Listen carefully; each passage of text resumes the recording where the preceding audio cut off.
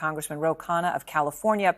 He's a leader in the Democratic Progressive Caucus and a former economics professor at Stanford. Congressman, I appreciate talking to you about this, and there are some crucial details here to talk about. But first, Biden going to Florida, a state that, you know, he's very open, his aides are open with our Phil Mattingly, saying they don't expect to win, but they believe is a good place to have this argument and to wage the fight to call out DeSantis and Rick Scott in their own state on Medicare, Social Security, Medicaid.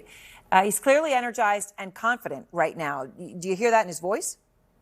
I do. It was one of the best speeches that I've heard him give. He was passionate. He got an amazing concession from Republicans saying that they're now going to put forward a budget that doesn't make a single cut in Social Security or Medicare. He did that extemporaneously at the State of the Union, and I think he's very smart to go to Florida.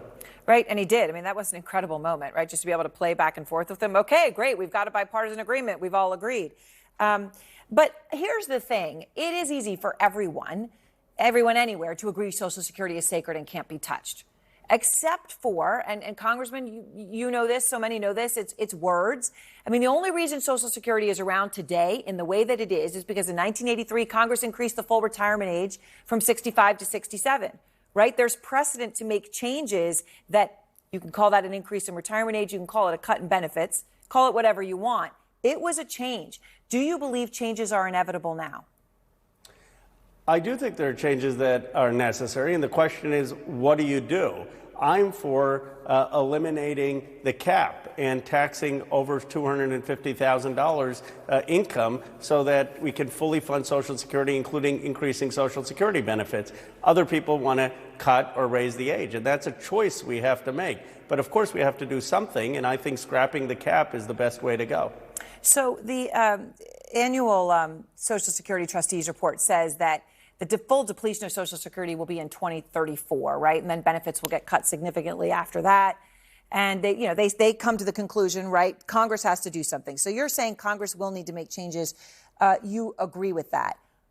But when? When do you think this will happen? Do you think this is urgent, or are you willing to put this off a few years?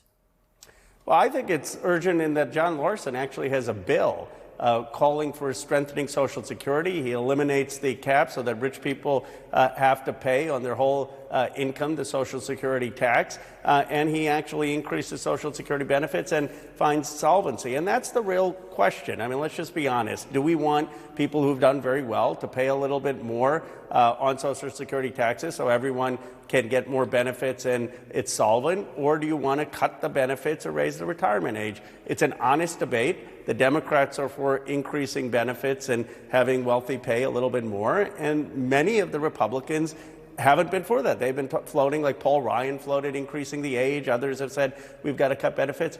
Let's have the debate, but I'm glad if Republicans are now saying they don't want to do that. So I want to ask you about New York Democratic Mayor Eric Adams. Yesterday he said that, quote, woke Democrats have caused the Democratic Party, again his words, to hemorrhage Latino and Asian American voters. Today he doubled down, and here's what he said. We've allowed a small number that are the loudest, and they've hijacked the true meaning of the Democratic Party. We're not for defunding the police. We're not for attacking businesses. And yesterday he was very clear with the word woke. He didn't like it. He didn't like what it had done to the party. Congressman, have the quote woke hijacked the Democratic Party, as the mayor of New York says? I don't think so. I think the person who still defines the essence of the Democratic Party is Barack Obama.